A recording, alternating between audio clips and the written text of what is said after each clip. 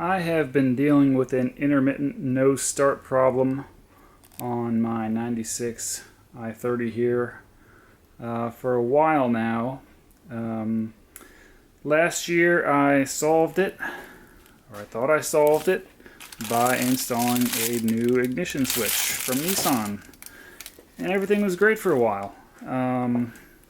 Until a little while ago it started back up. Turned the key. You'd get a little click from somewhere. I guess it was the starter. I'm not great with the multimeter, so I wasn't checking voltage across the terminals or anything, but it sounded like the starter would click, and then nothing would happen. The car wouldn't crank or anything like that. Battery voltage was good. So exact same symptoms I had a year ago.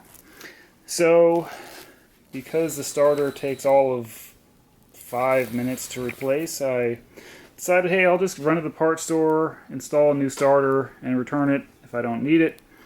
Installing a new starter did not solve the problem.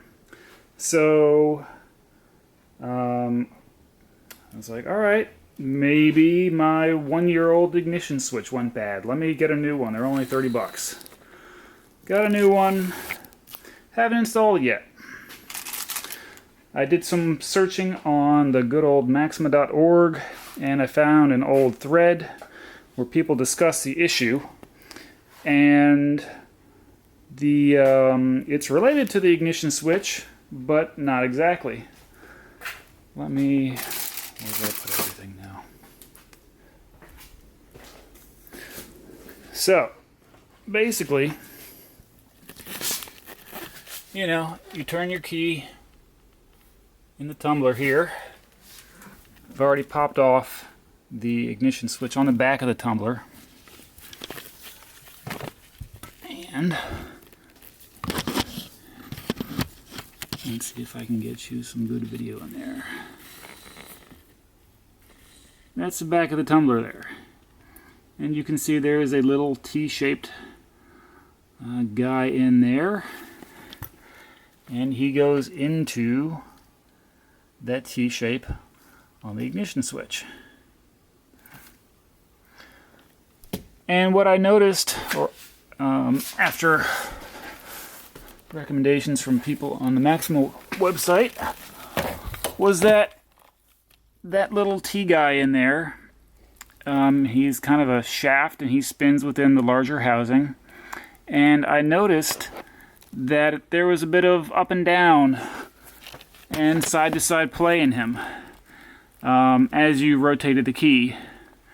With the key in the off position, there was, I wish this would focus, there was a gap on top of the T-shaped rod thing in there.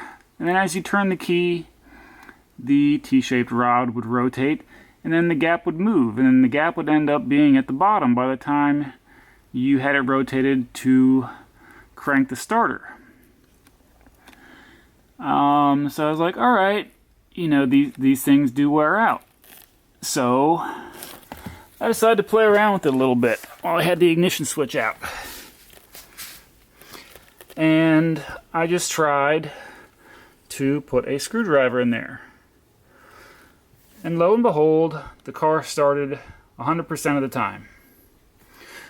Reinstall this, try it with the key, and it was back to having intermittent start problems. Pull it out, try the screwdriver, and the ignition switch directly starts every time. Okay, so there is something wrong with the interface between the key cylinder and the ignition switch. And I was wondering, well, do I try to put some tape around that T-shaped guy in there so it fits more snugly in the ignition switch? And I still might do that. But first I started by shimming, and of course we'll never be able to see it at this point. And I've already done the job, so there's no going back really. You can barely see it in there if the camera would stay in focus. Basically, along the upper half of that guy in there,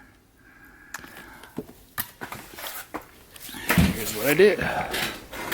Per the recommendation from Maxima.org, I cut up some very, very thin, easily bendable aluminum from a beverage. And then I sliced off, I don't know, maybe ½ an inch of it.